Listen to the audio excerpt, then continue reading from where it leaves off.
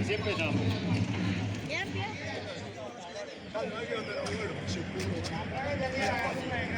Muy buena chapita de Francisco.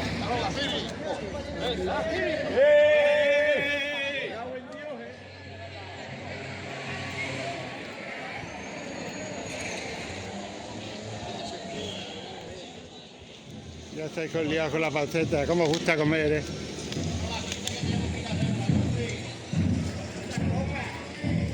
José, está. Tenemos que ir a la iglesia. La de la iglesia con la parte del abuelino. ¿Quién? Abuelino. Vamos a poner los pelones.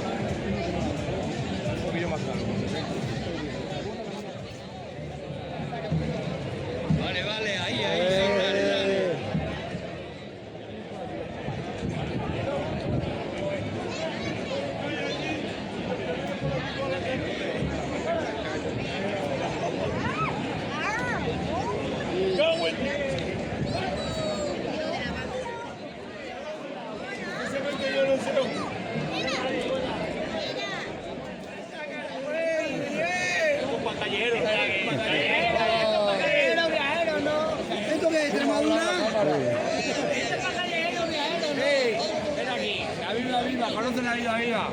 Tú verás cómo lo voy a Está en conocer. directo. ¿Eh? Está en directo. Estoy en inverso. ¿Está en directo no? No, no estoy La en Viva directo. Viva es una fiesta ancestral.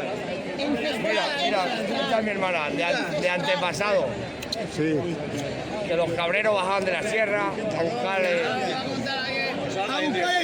chorro de la sangre de Cristo. A buscar la panceta asada y el choricito, ¿no? A buscar el Y la sangre de Cristo. sangre de Cristo. Que te clavas toda la bota, Neto. Cago en 10. Vale, ya, compadre.